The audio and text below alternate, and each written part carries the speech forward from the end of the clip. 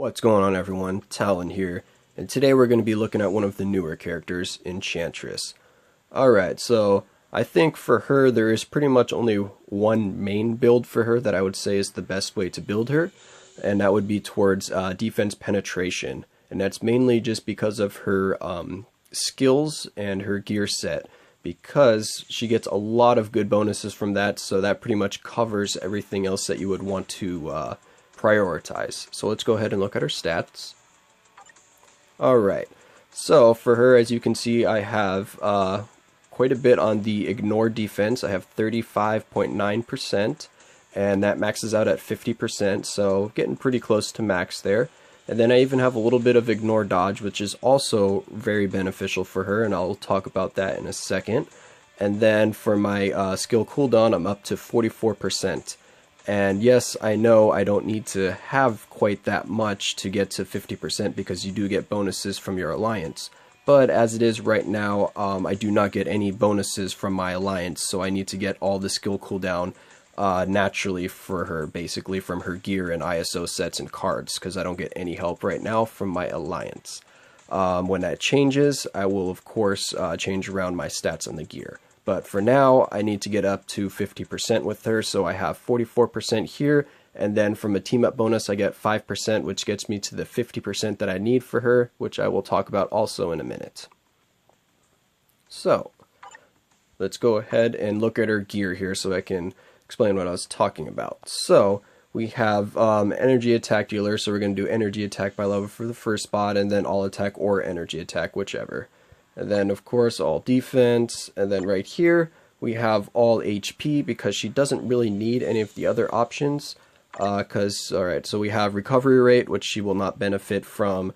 We have dodge, which she does not really need. And movement speed, which she does not really need as well. So HP is going to be your best option here. And then for the last slot here, I have a mixture of skill cooldown and defense penetration. And I already talked about why I have the skill cooldown here, because I'm trying to get to that 50%. But once I get my alliance level up and I get that bonus there, this is going to switch to all defense penetration. So you do want defense penetration on this gear set right here. Alright, so now let's get into the important stuff, which is her skills. Alright, so for her skills, the most important skill that you're going to see here is the Maiden's Farewell, which when she uses that skill, it has a chance to charm the enemy. And this skill is pretty broken because this charm does work on world bosses the same way that Doctor Strange's freeze or time freeze works on world bosses as well. So basically with this Maiden's Farewell, I believe at tier 1 it was like a 70% chance of charming. I'm not 100% sure on that, but I believe that was the number. But the big thing here is also the Maiden's Farewell can be dodged by enemies, so that is also something to keep in mind. So they can dodge the attack as well, but this is the main attack we're going to focus on. And as you can see here, it has a 10-second cooldown, and the Maiden's Farewell will charm the enemies for 5 seconds. So that's why I'm trying so hard to get to that 50% skill cooldown, because then I can basically have them charmed the whole entire battle. Alright, and then your next most important skill is going to be right below it, the Sorceress's Sphere. And basically the Sphere is a shield, the same as like Loki's. It is a guard shield. It guards for 8 hits for 8 seconds. So this pretty much increases her survivability exponentially. So with this shield and the combination of the Maiden's Farewell, you don't really need dodge or anything like that with this character, because she's going to be pretty well taken care of there. So those are going to be her main skills, and you're just going to focus on the other skills kind of like as needed, but they're basically just there for rotation and doing DPS. Those are going to be your two main skills you want to focus on.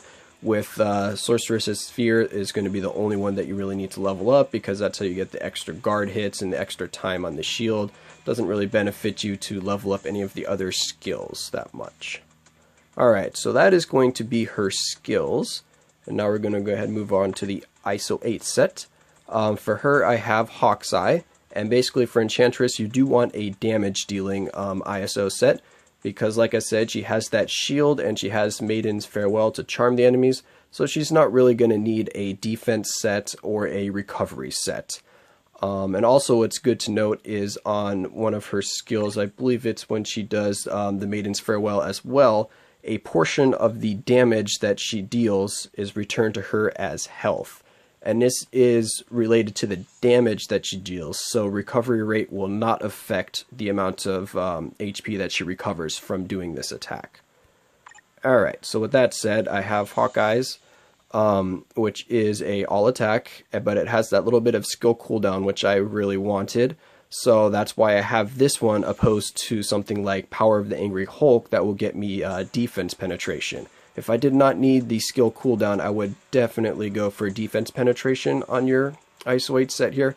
So something with defense penetration and all attack as the activation rate. So that's going to be the ISO 8 set. Now let's go ahead and look at my obelisk. So my obelisk here, as I was trying to say earlier, is going to be towards defense penetration because that is the build you want to use with Enchantress. And then the extra stat I got here, Ignore Dodge, was actually a lot better than I could have hoped for, because Ignore Dodge will help to cancel out the enemy dodging my Maiden's Farewell attack or any of my attacks in general. So that was actually a really good secondary stat for me to get with this obelisk for her. So that will pretty much cover all of the bases for her. She's going to have defense penetration to increase her DPS, which is kind of low, which is the only thing that hurts her. But she can pretty much take on anything in the game because of how broken her skill sets are. So that's going to be her gear and her ISO 8 and her obelisk. So there's all of her stats. And now for her, we're going to take her into a little bit of co-op.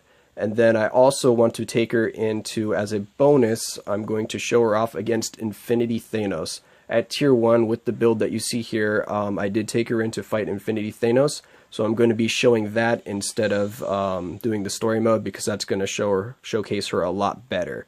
So without further ado, I will take her into co-op right now, and then we will check out Infinity Thanos after that. So let's get going. Alright, so here we are at co-op, so let's go ahead and do a quick match here with her.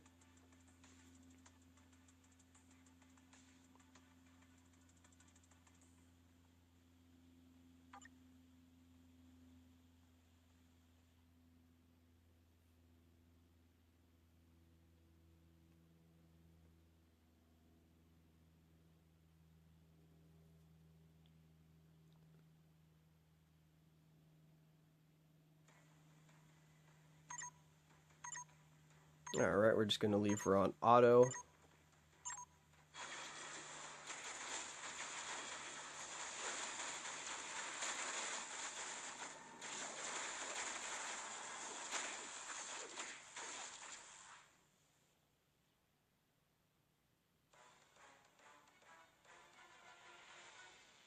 Alright, so she actually did quite a bit better than I thought. She does have pretty good DPS here. So she did 43% of the damage, and that was in 12 seconds. So that's actually a little better than I thought she was going to do, and that's probably mainly because of the defense penetration. That defense penetration actually really helps your damage quite a bit. So that is a surprise to me, and I'm very happy with that result. And now we're going to go ahead and go on to the main feature, and we're going to showcase her against Infinity Thanos. Okay, so here we are against Infinity Thanos. So we're going to be using Hela for her leadership, a 45% increase to energy damage. And then we're going to be using Angela for the team up that gets me the extra skill cooldown that I need to get to 50%. So then basically all you're going to do the whole fight is you're going to make sure that you have Enchantress's shield up, and then that you're going to hit the charm button every time the charm skill becomes available, or the Maiden's Farewell skill, the number 2 skill. And that's pretty much all you're going to do this whole fight. It's going to take her most of the time, not all of it, to get it done.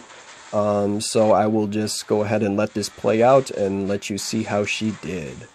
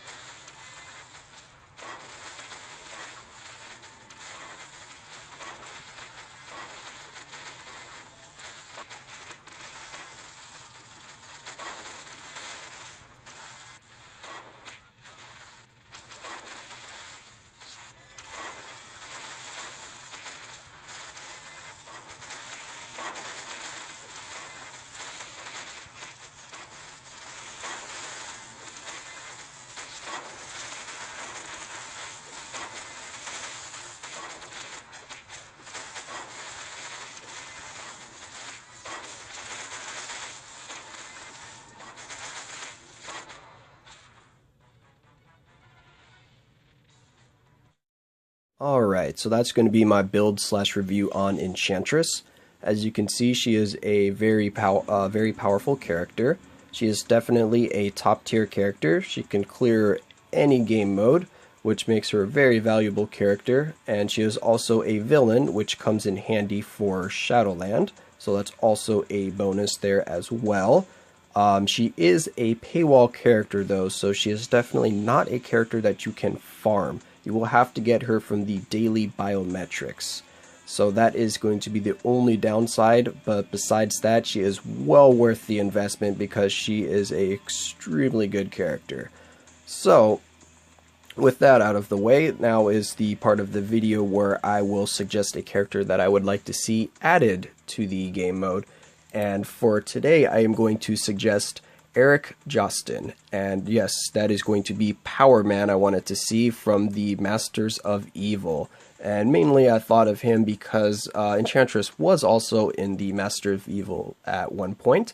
So I thought it would be kind of cool to add him into the game as well.